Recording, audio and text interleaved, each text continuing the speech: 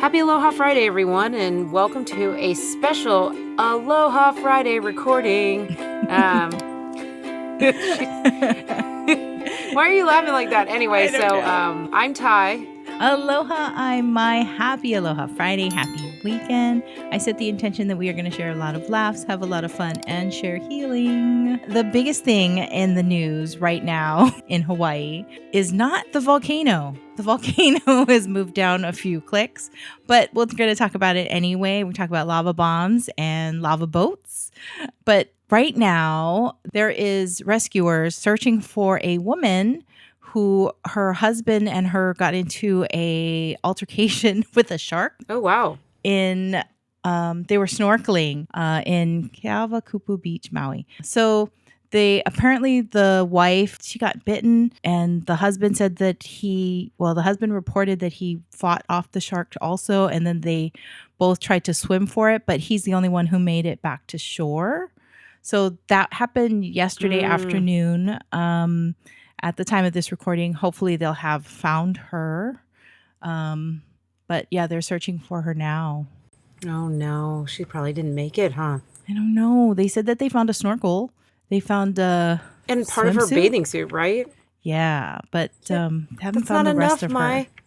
I don't know. Ooh. I don't know. But you know what? Maui has a lot of curious sharks hanging around Maui. I don't know what it is about Maui, but... Well, that and if she was bleeding out the whole time, definitely that would be splashing really too. one. I mean, you get into a lot of if you present yourself as prey to a shark, they might try to eat you. I mean, they're not to be messed with. You kind of do have to stay calm. You have to show yourself, that you're a predator as well, and you have to show yourself bigger. You can't show your back to them. You have to keep eye contact. Mm-hmm. And when you swim away from them, you swim with your eyes on them. There's this really terrible joke that I grew up hearing, which was, I don't have to be the fastest swimmer. I just have to swim faster than you. Right. Nope.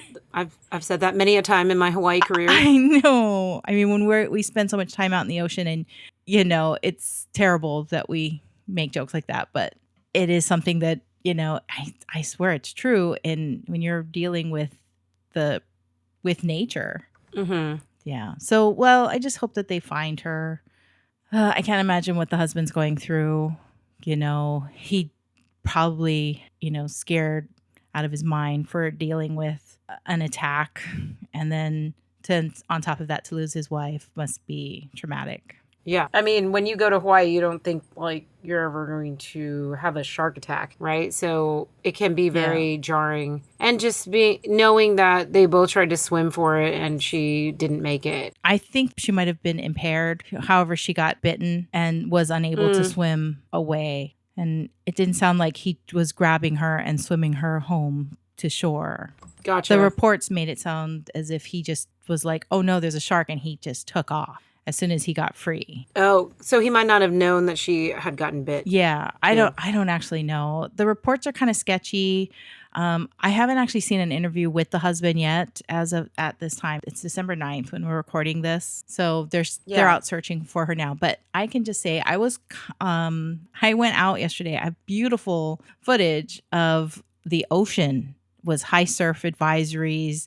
And the waves were just huge. And so I have amazing, gorgeous footage. I went to Makapu'u. I have all this footage of the ocean being big and gnarly. Yeah. Oh, that's going to be nice. But that's too bad. I think I read something this morning about what happened with the shark attack. And then there's also an active standoff down in Waikiki. That happened last night. They had to evacuate a hotel. It's still going on, though. No, it's done. That finished this morning. I mean, a lot happened yesterday. But going back to the high surf, I was on the same side of our island on Oahu, in comparison to kind of where she was in Maui, coming around the southeast corner of the island on Oahu. But the water was just terrible everywhere. It was high surf advisory everywhere. And I don't know why you go snorkeling in that kind of water conditions. Are you sure it's a shark attack? Are we sure that's what it was? Because, no, that's why is her bathing? Nobody else saw the shark. Here's my thing. Nobody else saw the shark. Her bathing suit is pieces of her bathing suit are off. It sounds suspicious. And her snorkel's gone. It does. That is super suspicious. Like, and then you say the conditions are really bad. Like, why would you go out? Yeah. Now I have to Google it. I'm Googling There's it. nothing. There's nothing yet. There's nothing yet. They're going to look for her body. Oh, God, I hope it's not just a body. I hope she's okay. She's floating on something. She's found a board or something to float on. I don't know. There's the Coast Guard's out there. Everybody's out there. But also yesterday afternoon, shots were fired in Waikiki. The building is near. It was on Kuhio Avenue. Kuhio. They closed. Yeah. It's behind the international marketplace. It's close to the international marketplace. But it was a mixed kind of a condo with vacation rentals plus residents. I'm not sure if the person who fired his weapon I'm pretty sure he must have been a resident. You can't easily transport a gun to Hawaii. There's a lot that goes into it, and I've definitely done it before. It ended, I think, at 1:30 this morning. He was shot by police when they were trying to take him into custody, and he was advancing towards them with the gun in his hand. Honestly, looking at Hawaii News Now right now, there's a lot more violence in Hawaii than I expected to see. But also, on the flip side, they have lots of Honolulu Marathon advertisement on here. Yeah, okay, so the biggest thing that is happening in Hawaii, and it's a big economic boost that we desperately need, is the Honolulu Marathon. You've run it, you said. Twice. And what's great about that one is you don't have to do anything qualifying. Anybody can enter. It's 26 miles. 26.2, yeah. And then they're serving malasadas at the end of the race. And you can take all the time you need. Yeah, all the time you need. There is no time limit. Yeah. And you can stop in a 7-Eleven and have spam musubi and continue onward. Yeah, it's kind of a fun race. People come from everywhere. A lot of participants from Japan. They said there was like 2,000 people who flew in yesterday from Japan. Well, they said let me see how many are expected to run. Oh, it's thousands. It's more than 10,000. Okay, so the Honolulu Marathon is celebrating 50 years since its first marathon in 1973. Oh, cool. And it is one of the biggest economic boosts for the state of Hawaii because so many people come and then they go off to the other islands, and it just drives a lot of money into our economy. So really appreciate that. Oh, apparently there's 30,000 participants. 30,000 participants. That is a lot of people per Hawaii News Now. 30,000. Well, the marathon is happening on Sunday, so that's in a couple days. Yay. The weather has been crazy in the state. It's been high winds, and then it drops, and then it's like no wind, and then it's rain and cloudiness. And since the volcano has erupted on Tuesday, I had the worst sore throat, and so did my mom from the fog. It's just blanketing the state. So I was praying for winds to shift, and sure enough, they did. And the rain helped too. So I'm feeling so much better. I think a lot of people don't realize that a volcano has more effects than just the lava flow. I heard that the lava got really close to a major highway. Daniel K. Inouye Highway, yeah. And they activated the National Guard. They did activate the National Guard. Is it still flowing? It is, but it's slowing down. And there are some things that have been happening. There have been visible lava boats. So the lava boats, they're just like these rocks, and they start to cool fast, and then more lava flows on top of them. So then it cools more lava until they get bigger. And they're quite large, and they're just moving through these lava streams. And then lava bombs, which are chunks that usually propel out of the lava fountains.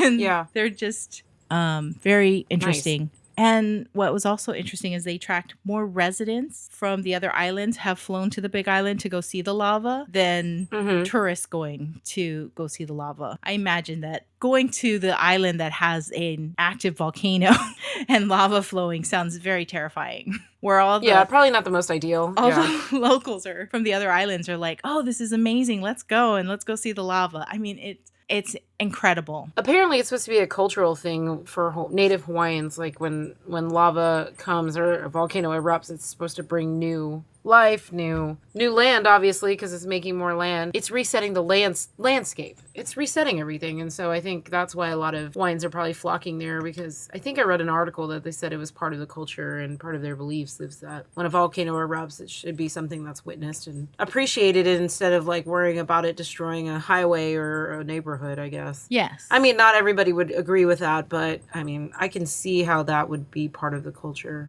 I just sent you a picture. I don't know if it's doctored or not, but to me, beautiful. It was like, it looks like Goddess Pele in the flames in that volcano picture. Very beautiful. Oh yeah, she walking around. She's just like whatever.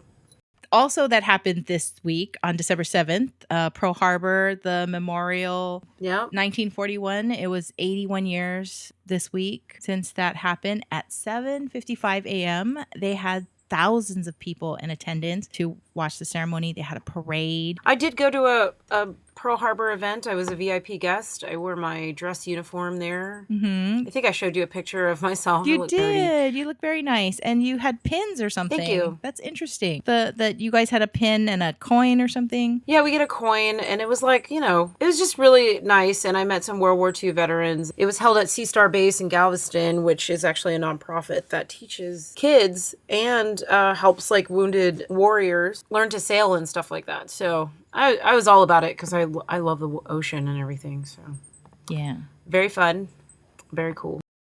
Okay, so this is going to be airing during Christmas or very close to Christmas. So I want to just share some things. So for your Christmas celebrations, Costco has had this for a few years now, and it is the eggnog liquor, traditional holiday eggnog. Kirkland brand. What I like about it is that it's not really creamy. Like when you drink real eggnog.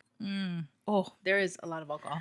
So when I drink real eggnog, I have to cut it with milk because it's just so thick. And then I'll add my brandy. But this Kirkland one, it's all in there and it's not as thick and it's nice. So I don't have to cut it with anything. You need to shake it. Oh. You need to put it in a shaker with some ice. In fact, any alcohol eggnog, liquored up eggnog that you can buy pre-made, you have to shake it with ice in a shaker, and it just really helps it be amazing. Really? I watched a whole bunch of videos and went down a YouTube rabbit hole on eggnog and eggnog liquor. I think it's called How to Drink. Awesome videos. I like that he did like an entire eggnog test, and then we watched other videos on how to make eggnog, and it's a really thick drink that I think is meant to be mixed with, like when you buy it pre-made from the grocery store. Traditionally, that's how I've had it, is you buy that and then you cut it yourself and mix it with your own alcohol blends. Yeah. Usually I do brandy, maybe rum, maybe both. With some ice, and even cutting it with milk because it's just so thick. I love holiday drinks, so there's a sugar cookie latte at Starbucks. I have cut myself down to like one Starbucks a month because I'm trying to lose so much weight and gain muscle and do all the things. But their iced sugar cookie almond milk latte is so good, especially with oat milk. I've seen the commercials for that one. I have not tried it. Every time I order Starbucks, it's so much sugar. It's very expensive. But speaking of more sweet things, I was at Costco again, and I found this Hawaiian Host. It is a matcha chocolate macadamia nuts. So it's basically like white chocolate mixed with matcha green tea powder, covering a delicious macadamia nut. And it's a good size bag. I didn't think it was that expensive. I think it was about $10. But it's heavy. 1 pound, 4 ounces is 20 ounces. And so they're kind of big. Look how big that is. Wow. Whoa, those are really big.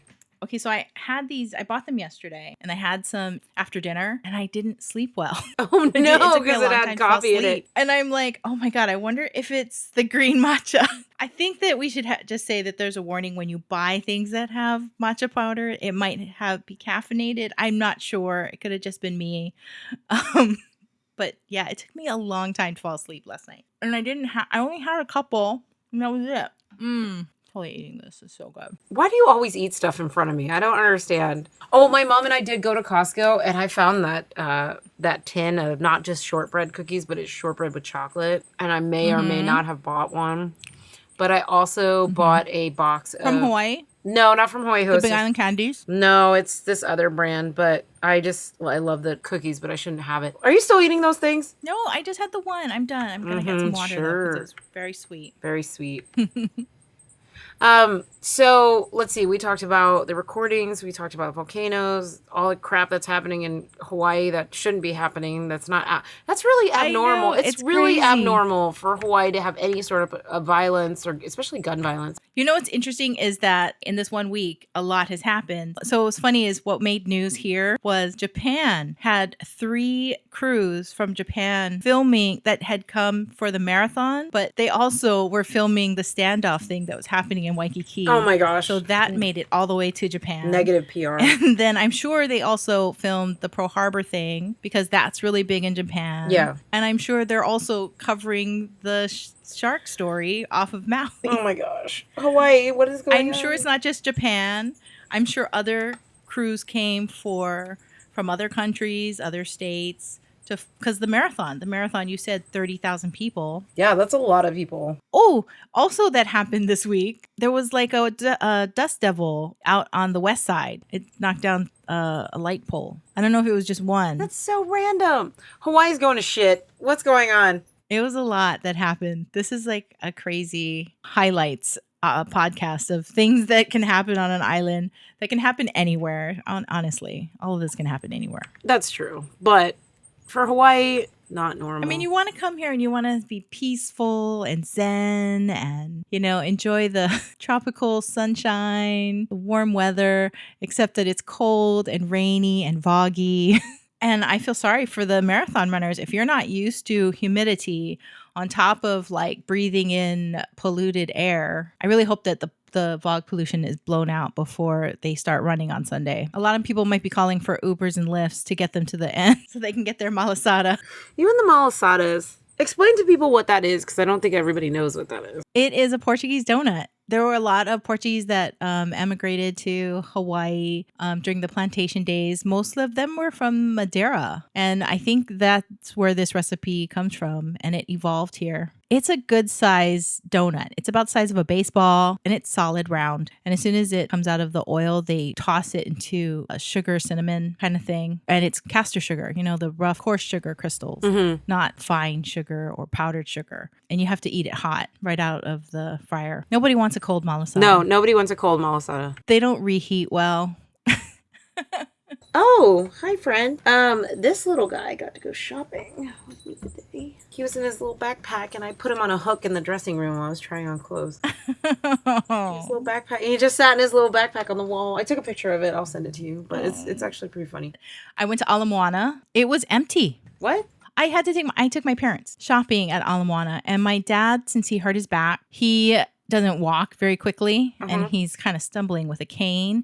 And Ala Moana is the size of like a city block. It is huge. Right. It's a very huge building. I don't know how many hundreds of stores are in there, but turns out that you can get a free wheelchair. If you go down to the ground floor at Center Stage, there's a customer service area and you just go in, you sign a piece of paper, they write details down from a credit card and your ID and they return it to you. That's just in case you don't return the wheelchair. Then there's like a $500 fine. But you can have it through your entire shopping day at Ala Moana Center. So after we got him that wheelchair, we moved very quickly through the mall. And it was so nice. And he didn't mind being pushed around. But I have video footage of all of Ala Moana. I did go into Big Island Candies. I love that place. There was no cookie samples. None. They stopped it ever since COVID. There's no Big Island candy samples. But if you go to C's Candies and they have the display counter with all like the little candies that they make and you can get custom boxes of stuff. I did try this birthday cake little chocolate thing. It was like white chocolate and very vanilla, very sweet. Yeah. I could only take half a bite and then I gave it to my mother.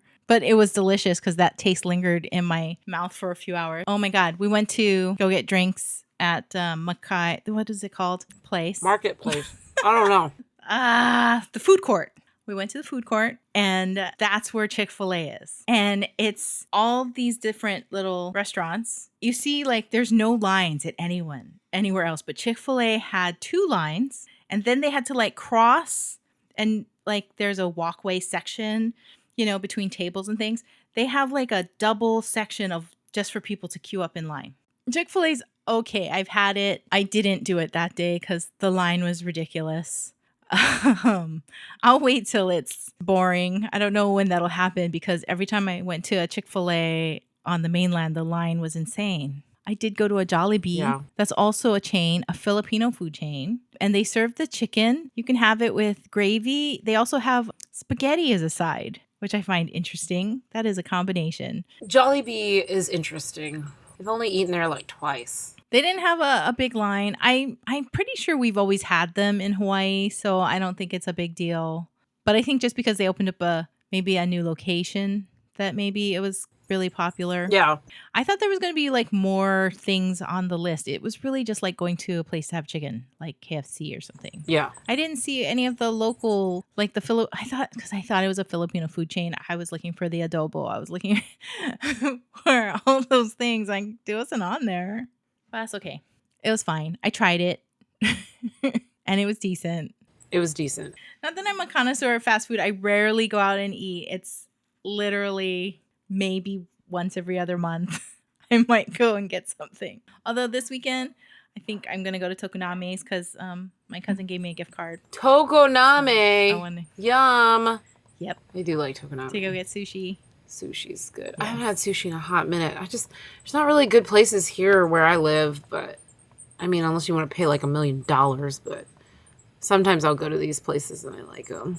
All right, here comes another one. He wants to join in. Oh, another puppy. Chippy's been really clingy lately, and I think he's getting really old. I think it's starting to come down to old man syndrome, like where they just cling to you because they know life is short. Yeah.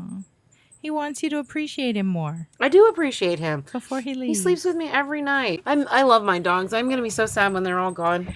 Mm-hmm. I was like, nothing can replace this beautiful face. For the first time, I went to the sports bra down in Portland. Sports bra? The sports bra. I went to a sports bra.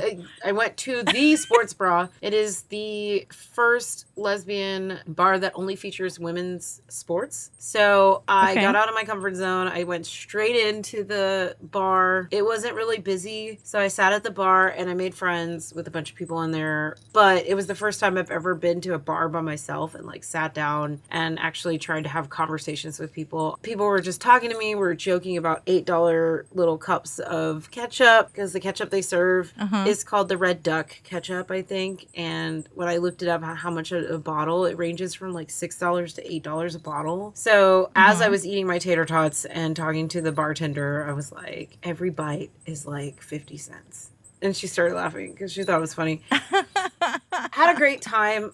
I hope that you licked all of the ketchup out of that little cup. I did. I ate, honestly, I felt like I at least ate $3 of ketchup alone. And so I did that. And then the next day I met up with Sergeant T, and Sergeant T took me out for my promotion ceremony. She was like, oh, I didn't get to take you out to celebrate. So we went. I met her sister, who happens to be a twin, and I was sitting in the back of the car while we dropped her off at the airport. And it was the weirdest thing. They are so alike and so similar. They would turn and like look back at me and say the same thing at the same time. And I was like, I am in the Twilight Zone. As you know, I've been like super obsessed with Wednesday from Netflix because I'm in love with Enid. I'm Netflix, in love with Enid, hands down. Have you watched the whole series more than once? Yes, I've watched it 3 times. It was fantastic. Okay. I have to say the special effects were amazing. It looked expensive, so it wasn't cheesy. Yeah. And the acting was decent. The acting was decent. Of course, they were all so much older than the characters that they play when we I had to look it up. Actresses. I had to make sure that the actresses were like of age. Of age, yeah. Just to be legitimate. They're all in their 20s. 20s and up. I loved Gwendolyn Christie. Oh, so good. Gwendolyn Christie. She was so glamorous. She's my favorite. My mom's also in love with Wednesday. And my parents watched it. They just finished. They're like, is there more? And I'm like, no, it just came out. My season. My mom was addicted to it too. And she goes, I'm going to make snoods. And I was like, please don't do that. So she's already made 2. I'm like, stop making snoods. Does my want a snood? I was like, I don't think it's cold enough for a snood there, but I think it's not. She would appreciate the snood. The thought is enough. The thought is enough. She wanted to make you a snood. That's funny. But she thought it was so. You know what the best part was when they're in that service elevator and Wednesday's starting to use her snood to tie down the door, and she go, and Enid's like upset. Enid's like, no, not your snood. She's and Wednesday turns around and goes, stop it. Like, that's it. Just stop it. And I'm like, that's so funny. I thought it was cute in the shot where they're in the car and they're matching in their snoods. Yeah. They're so cute. The guy, he looks at them and he like, goes, what are those? Is this a thing? The writing was quick. It moved fast. They had the little controversies. It was like multi-layered. It was great. It wasn't boring at all. I kind of really appreciate A lot of the new shows now, the writing is so good. Thanks for joining us for another episode of Mai Tais at Sunset. Happy Aloha Friday. Happy Mele Kalikimaka out there. Say that 3 times fast, and then you'll be a native Hawaiian speaker. It's really hard. Mele If you're not listening to like... Yes. Oh my gosh. It's the Hawaiian way. I have so many Hawaii Christmas songs playing in my head because look them up. Look them up on iTunes, on Spotify, wherever you're listening to our podcast. They probably have music. Find the Hawaii Christmas music. You won't be disappointed. Absolutely fun. Absolutely beautiful. The 12 days of Christmas in Hawaii. I just hear these kids, the Hawaii Boys Choir singing, and I'm hearing this line. Oh my God. One mina bird and one papaya finish my tree. closing. Now you've just distracted us all. Okay. All right. Mele Kalikimaka. Merry Christmas. Happy holidays. All the joys and all the fun. Be sure to follow us at mytaisatsunset.com, Facebook, Twitter, Instagram, and anywhere else you find your favorite podcasts. And thank you again to all the Patreons out there. We are growing. We're getting bigger and better. And thank you, Mai, for all your awesome footage in Hawaii and keeping us up to date with all of the islands' happenings and comings and goings. We want to wish everybody a safe Honolulu Marathon out there. Hydrate, eat spam musubi. And make sure you have really good shoes. Yes. And happy holidays. Don't forget to see all of the footage that we talked about on our YouTube videos. Please like and subscribe us there, share. And thank you again. Until we meet again, ahui ho.